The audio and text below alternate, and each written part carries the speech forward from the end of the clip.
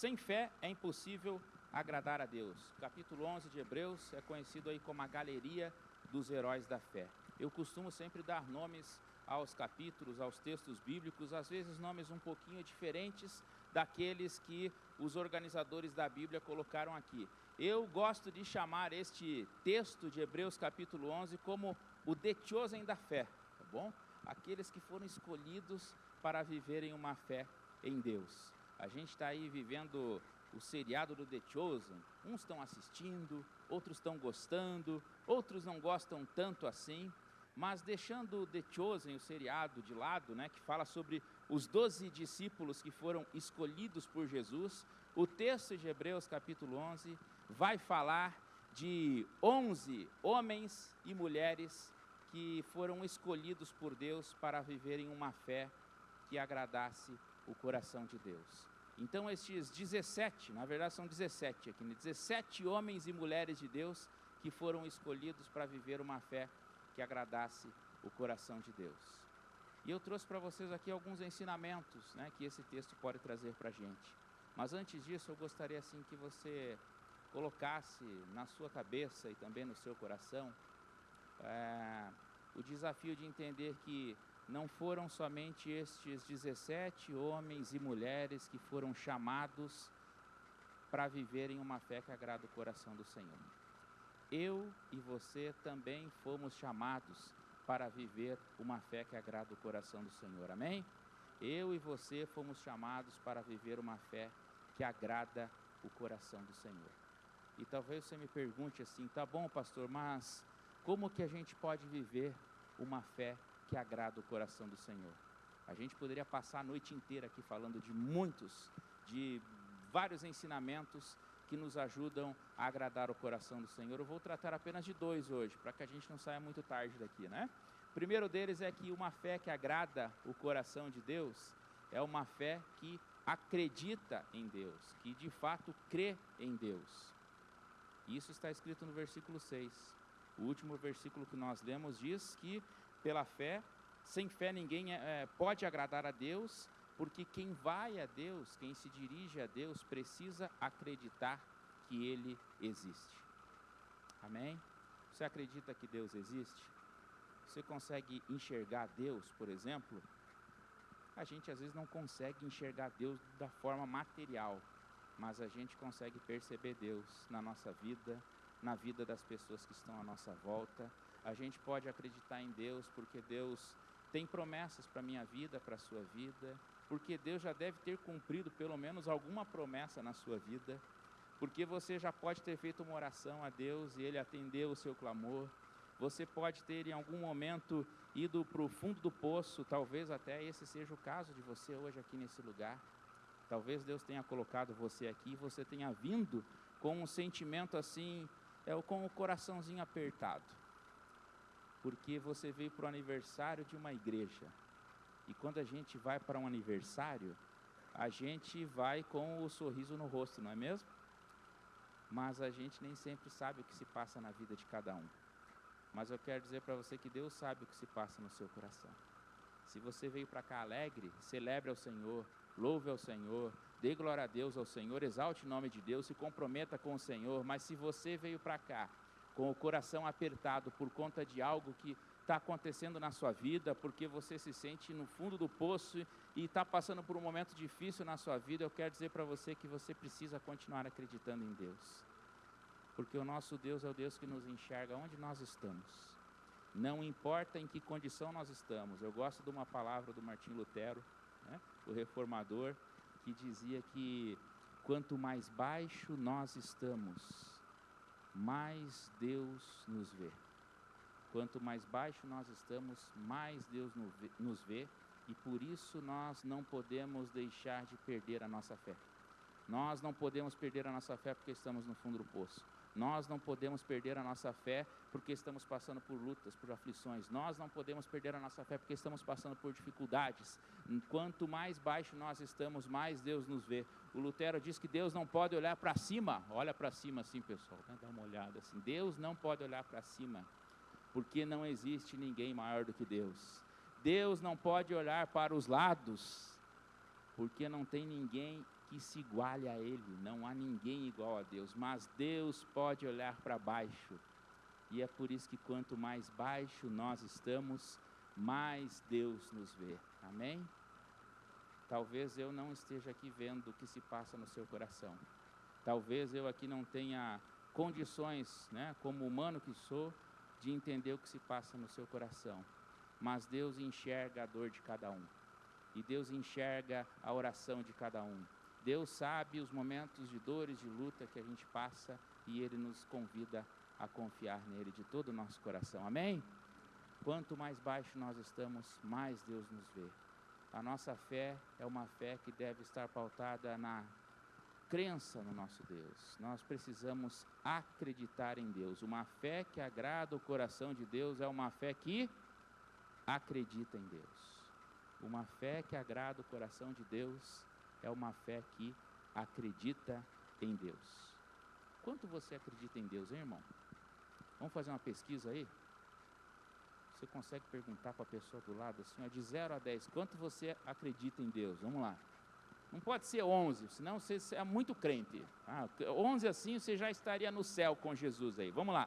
De 0 a 10, quanto você acredita em Deus? Vamos lá.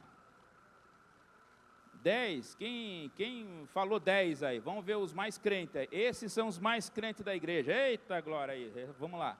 Esse pessoal é o pessoal que acredita de fato, tem fé em Deus, né?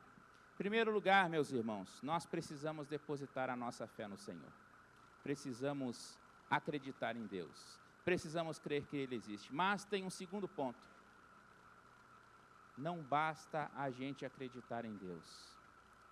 A gente precisa viver experiências significativas com Deus.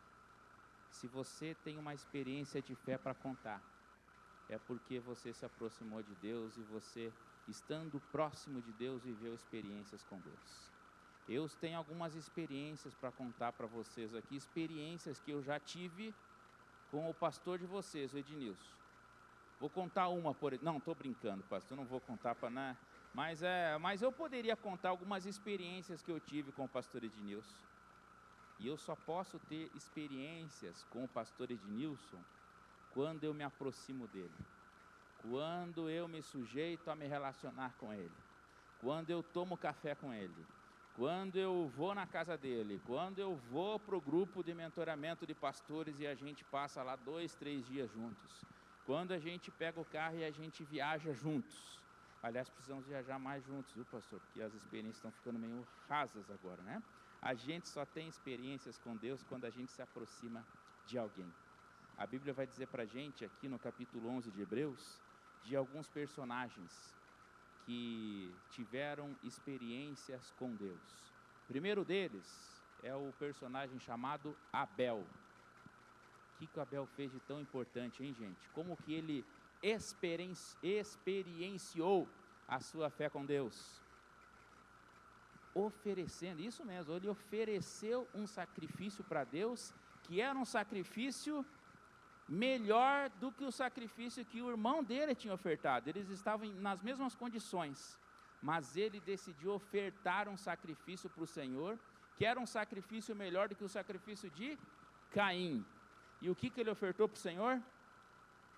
Olha só a experiência do Abel com o Senhor, hein? Ele preparou um guisado, né? Ele foi lá, pegou um animalzinho, né? E trazendo para os nossos dias, se ele fosse ofertar um sacrifício para o Senhor nos dias de hoje, e ele pensaria assim, como que eu posso agradar o coração de Deus? Quando você quer assim agradar o coração de alguma pessoa, você oferta para ela o que ela gosta, não é mesmo? Alguns dias atrás, um amigo meu de Brasília estava aqui em Curitiba e ele me convidou para almoçar com ele. E eu fui pegar ele no hotel, né, ele e o colega que estava com ele, e quando eles entraram no meu carro, eu perguntei para ele assim, então, irmão, você quer almoçar o quê? Salada? Né? Você é vegano? Você quer comer carne? Você quer comer o quê? Aí ele falou para mim assim, me falaram que o melhor lugar para comer em Curitiba é a Batel Grill. Aí eu pensei assim, né? tudo bem que eu quero agradar o meu amigo, né? Tudo bem que eu quero muito agradar o meu amigo. Aí eu pensei assim, só que agora eu vou ter que levar ele na Batel Grill, né? Aí eu fiquei naquela, em fração de segundos, pensa, não pensa, responde, o que eu respondo? Aí eu falei, tá bom, vamos na Batel Grill, né? Fiz um desafio de fé comigo mesmo, né? Pensando assim no orçamento, se eu tinha dinheiro no cartão, se não tinha, né? E quando eu falei, vamos na Batel Grill, ele falou, então vamos lá. E fica tranquilo que eu que estou pagando tudo hoje, Josimar Berto, né? Aí eu dei um glória a Deus, assim, né? Interno, né? Porque ele é mais tradicional do que eu, né? Aí eu queria dar um glória a Deus, assim, né? Mas o que aconteceu naquele dia, eu me propus a oferecer o melhor para o meu amigo. Eu sabia que aquilo ia pesar no meu bolso. Mas quando a gente faz propósitos com Deus, quando a gente decide dar o nosso melhor para Deus, Deus honra a nossa vida. Deus também oferta na nossa vida. Aliás, tudo que nós temos pertence a Deus, não é mesmo? Tudo que a gente tem vem de Deus. E naquele dia eu brincando, né, eu fiz um desafio rápido com Deus, pensei, tá bom, eu vou lá levar na Batel Grill, né? E mal sabia eu que Deus ia me honrar e que a minha conta ainda ia ser paga, né? Então, assim, quando a gente quer ofertar o nosso melhor para Deus, quando a gente de fato acredita em Deus, a gente vive experiências muito gratas com o Senhor. O Abel passou por isso. Ele ofereceu ao Senhor o que ele tinha de melhor. Ele poderia ter feito um miojão em casa, né, irmão? Ele poderia ter falado assim, tá bom, eu vou ofertar um miojo para o Senhor. Aliás, eu sou especialista em miojo, hein, pessoal? Porque eu sou ruim de cozinha, né? Então, eu sou especialista em miojo. Eu faço miojo de todos os sabores, acredite, né? Eu sou muito bom em fazer miojo, né? Mas se você quer agradar o meu coração um dia, não me convida para comer miojo, irmão, tá bom? E eu não sou vegano também. Aliás, né, pensa aí, nada contra os veganos, né? Estou brincando com os irmãos. Mas o Caim ofereceu, né, um guisado, uma picanha, né? Vamos trazer para os nossos dias. E o irmão dele ofereceu as ervas do campo, salada, tá bom, irmãos? Foi mais ou menos isso que aconteceu, né?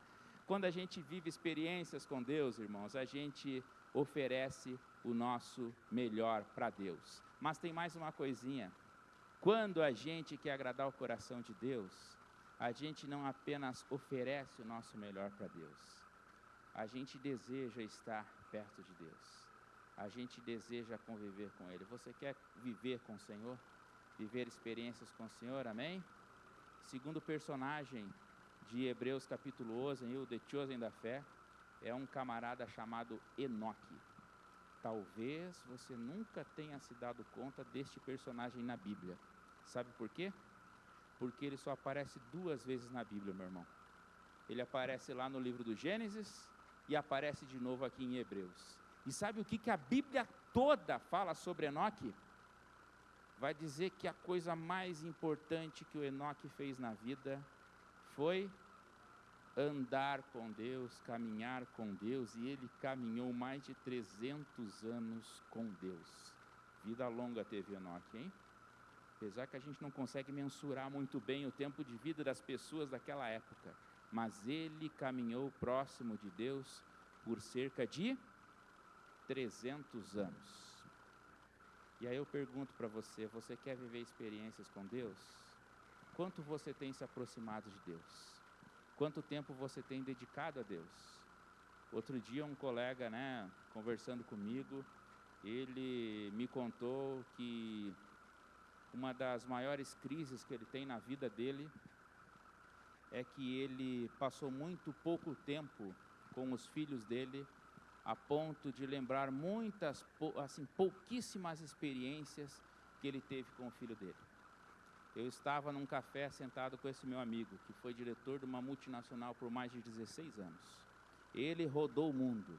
Ele era o principal camarada comercial, o CEO comercial da empresa. Ele rodou o mundo, fazendo negócios, trazendo dinheiro, trazendo recursos para a empresa, trazendo clientes para a empresa. E hoje ele vive uma crise, porque ele não consegue se lembrar das experiências que ele teve com os próprios filhos. Um filho já adulto, certo dia conversando com ele, né? E ele foi pedir perdão ao filho pela falta de contato, de experiências que ele tinha tido assim com o filho ao longo da vida. e ele falou assim: filho, me perdoa da minha falta de contato, de experiências, me perdoa pelo pouco tempo que eu passei com você, né? Mas qual é a coisa assim que mais incomoda o seu coração? E o filho, que já tinha mais de 20 anos de idade, já um camarada adulto, ele olhou para o pai e falou: papai, uma das coisas que mais entristece o meu coração é que eu sei que o senhor não gosta de futebol. O senhor não tem nem time para torcer, e nada contra isso, mas eu amo jogar futebol. E o senhor nunca, em todos os anos que eu estive na escola, o senhor nunca foi assistir um jogo comigo no campeonatinho da escola. Todos os pais dos colegas meus estavam lá, mas o senhor nunca esteve.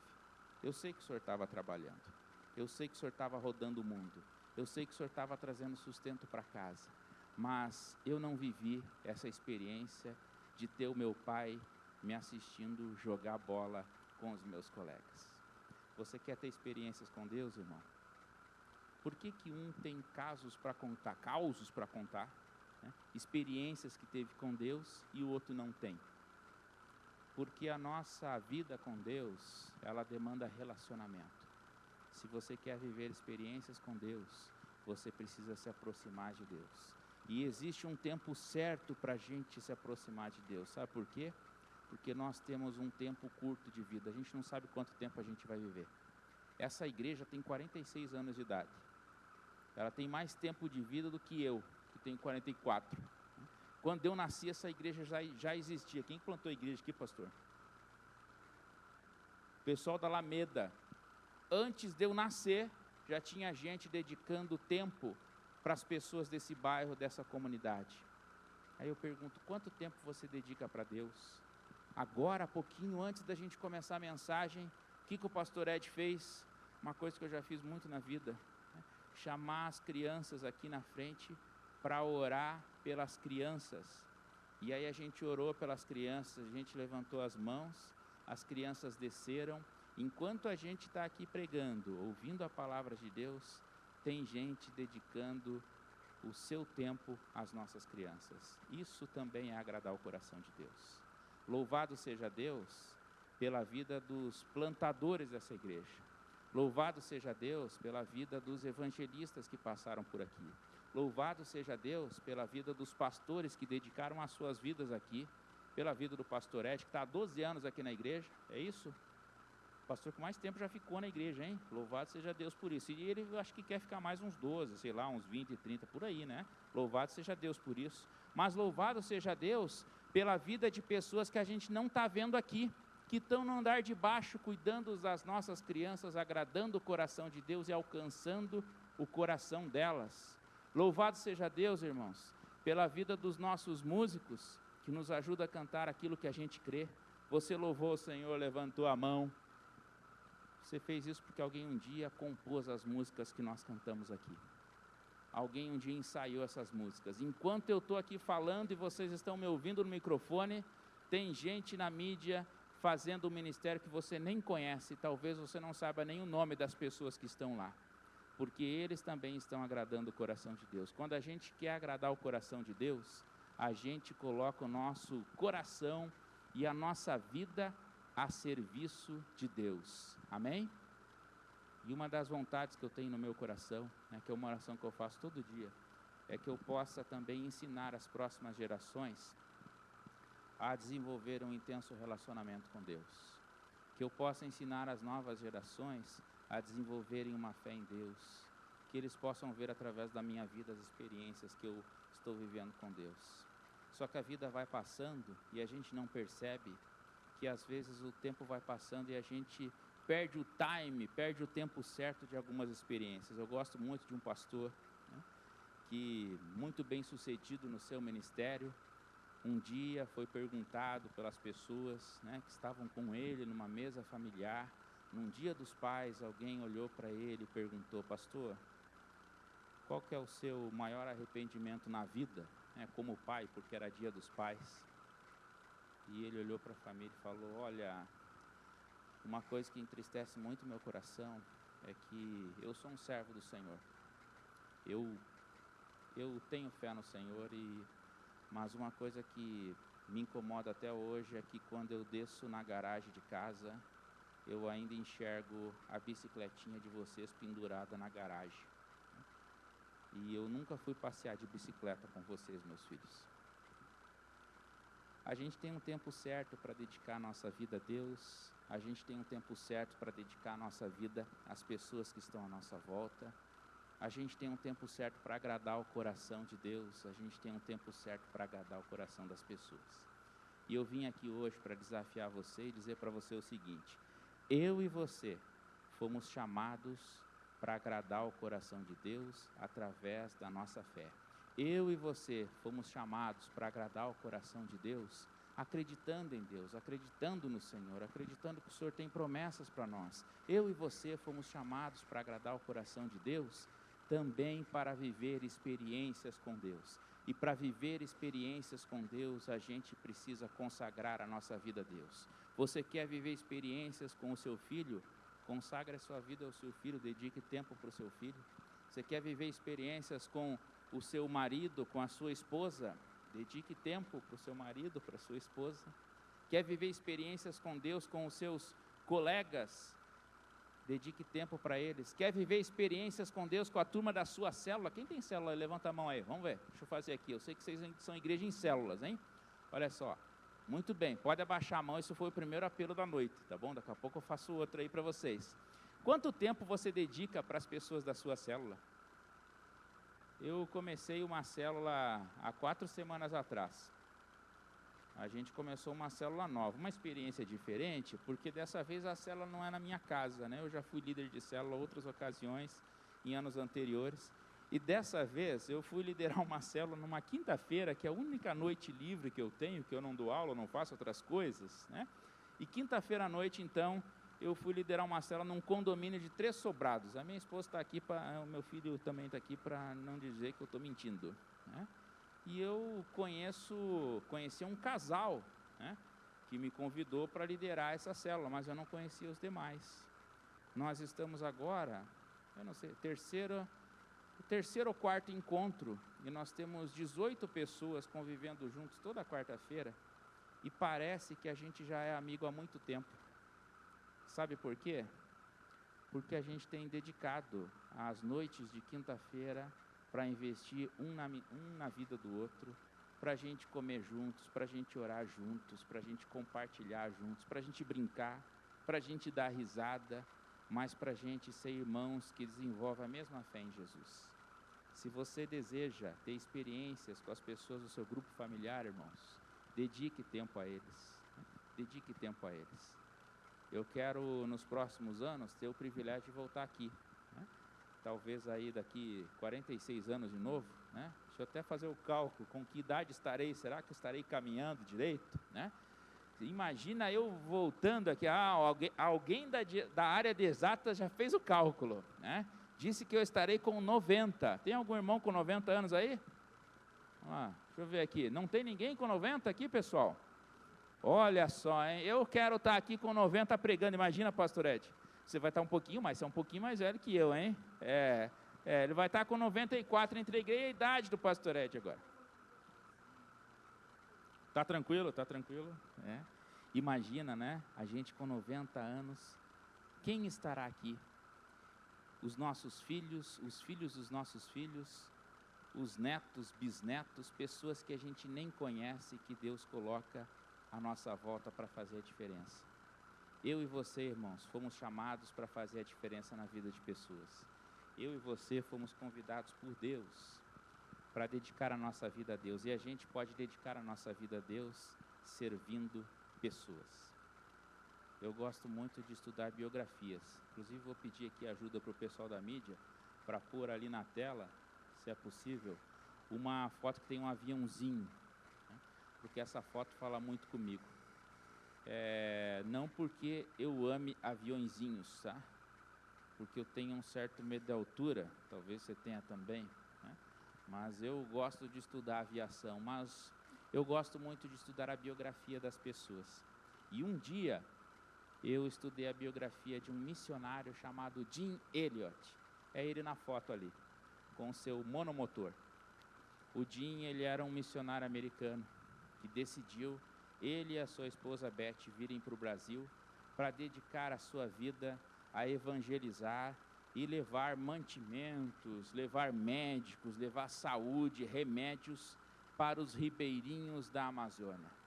Ele e a esposa vieram para o Brasil, ele amava aviação, ele comprou um aviãozinho monomotor, esse aviãozinho que está aí na tela, e ele começou então a levar mantimentos, alimentos para ribeirinhos da Amazônia, para indígenas, e um dia Deus colocou no coração dele um desafio de fé, que talvez fosse um desafio de fé tão difícil quanto de uma igreja nos dias de hoje. Deus colocou no coração dele de evangelizar uma tribo indígena no Equador, que era conhecida assim como uma das tribos mais hostis, porque todo mundo que tentava visitar aquela tribo era morto. E ele falou, eu vou pegar o meu aviãozinho e eu vou levar o evangelho de Jesus para as pessoas dessa tribo. E ele decidiu fazer isso. Pegava o aviãozinho dele, cruzava parte da Amazônia.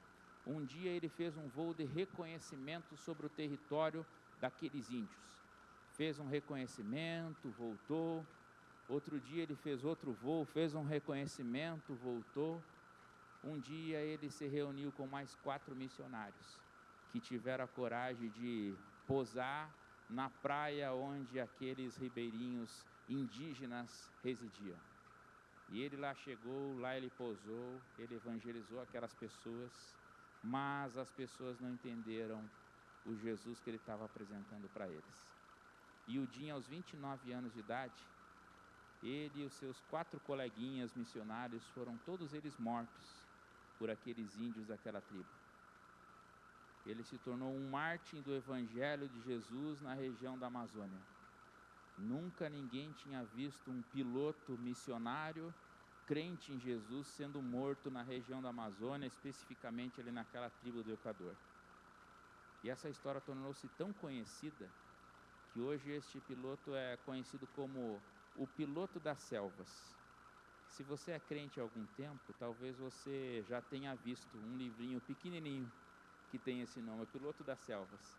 Esse livro conta a história do Jim Elliot, um homem que aos 29 anos de idade dedicou a sua vida para evangelizar os índios e foi morto por isso. Mas essa história não termina por aqui. O que eu gosto é a continuidade dessa história. A continuidade dessa história nos ensina que o que a gente planta hoje ecoa na eternidade. Tem coisas que você fala para uma pessoa agora, você fala de Jesus para a pessoa agora, mas ela não aceita Jesus agora. Mas daqui a pouco ela tem uma experiência com Deus. Daqui a pouco ela se lembra do que você falou para ela. Você planta uma semente agora e no futuro, quando você menos imagina, você acaba percebendo que aquela pessoa está com Jesus. Boa parte por conta do que você falou, do relacionamento que você teve com ela. Alguns meses atrás eu estava na igreja, saindo da igreja, né? E acabou o culto, eu fui para o banheiro, saí do banheiro. Quando eu saí do banheiro, eu encontrei um colega, né, que estava entrando no banheiro também. E eu perguntei, fulano, o que você faz aqui? Né? E ele falou assim, Josimar, não quero dizer nada para você, mas desde o início do ano eu estou vindo na igreja, você nem sabe, né? Mas é por conta das coisas que você e fulano e fulana falam para mim por aí. Em outras palavras, eu nem sabia que uma semente plantada por mim e por outros colegas fazia diferença na vida daquelas pessoas. Quando a gente dedica tempo às pessoas, a gente está agradando o coração de Deus. A história do Jim, o missionário, o piloto das selvas, não termina na morte dele. Aqueles índios para os quais ele falou de Jesus, eles acabaram se convertendo depois. Cada um deles, daquela tribo, entregou o seu coração a Jesus. E sabe o que é mais emocionante nessa história? É que o cacique daquela tribo foi batizado por um rapaz chamado Steve Elliot. O Steve é um rapaz que era o filho do Jim. E ele decidiu colocar no coração dele não o desejo de vingança ou de justiça, porque os índios haviam matado o pai dele. Ele colocou no coração dele o desejo de evangelizar as pessoas que haviam matado o pai. E foi o filho do Jim, né, que um dia pegou mais um aviãozinho e com um grupo de pessoas foi até aquela tribo e evangelizou aquelas pessoas. Aquelas pessoas aceitaram Jesus. Todas as pessoas daquela tribo foram salvas por Jesus. O filho do Jim, o Steve, teve o privilégio que o pai não teve. Ele teve o privilégio de batizar o cacique daquela tribo, o homem que foi mandante do assassinato do pai dele. E ele teve o privilégio de ver aquelas pessoas se convertendo. E eu quero dizer para você que Deus colocou você aqui nesse lugar com o propósito de desenvolver a sua fé em Deus, mas também de dedicar o seu tempo a Deus. E eu queria que você refletisse agora, assim, aí na sua vida, pensando, né, de que forma você pode desenvolver a sua fé, como que você pode contribuir para que o reino de Deus avance nos próximos anos aqui nessa igreja. Você é alguém que acredita em Deus, você quer continuar colocando o seu coração diante de Deus? Faça isso, consagre a sua vida ao Senhor, dê os seus melhores anos para a causa de Jesus, coloque o seu coração a serviço do reino de Deus, coloque o seu coração para fazer diferença no reino de Deus. E eu quero dizer para você que o texto de Hebreus termina de uma forma muito emocionante, o texto do capítulo 11. Ele vai dizer para a gente todos os nomes dos 17 heróis da fé. E no final, ele vai dizer que muitos deles foram cerrados ao meio, alguns foram mortos, outros tiveram, nem se sabe muito bem como eles morreram. Mas o texto vai dizer que o mundo não era digno deles, mas eles foram aprovados por Deus.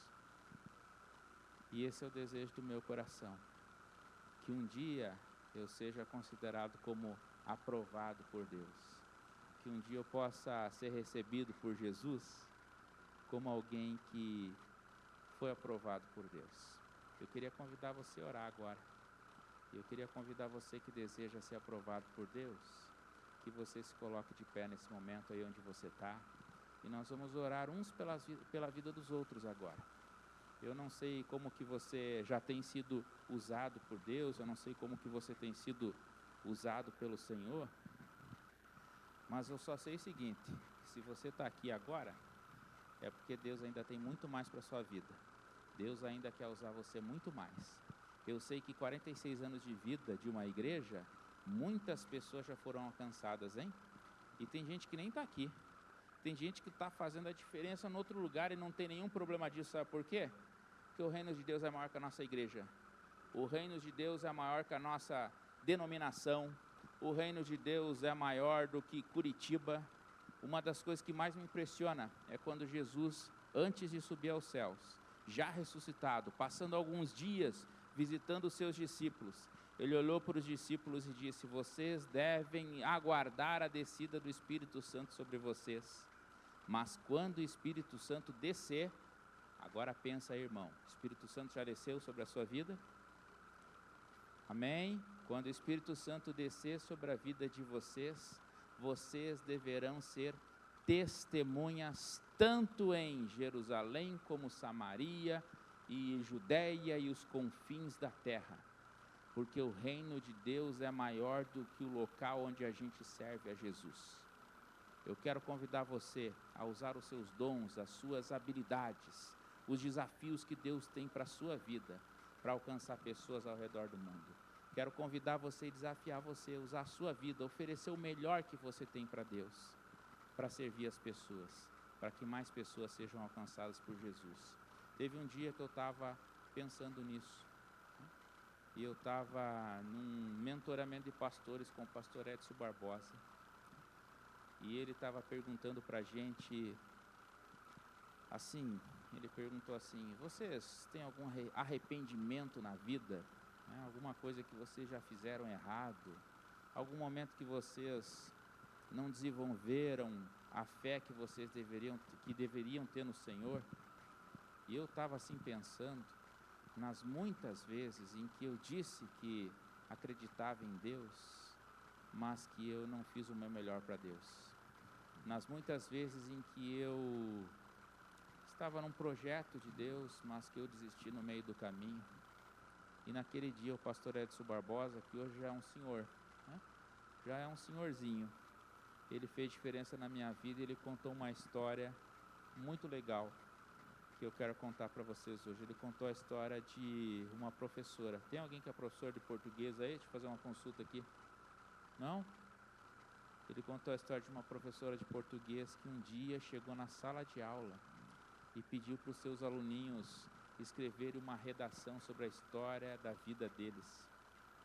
E os aluninhos tinham esse tema para desenvolver, a história da minha vida. E tinha um tempo determinado para escrever a redação e começar a escrever a redação. E o tempo foi passando, 5 minutos, 10 minutos, 15 minutos, 20. Quando faltava 5 minutos para acabar a redação, todos os aluninhos já estavam terminando a redação, entregando a redação para a professora.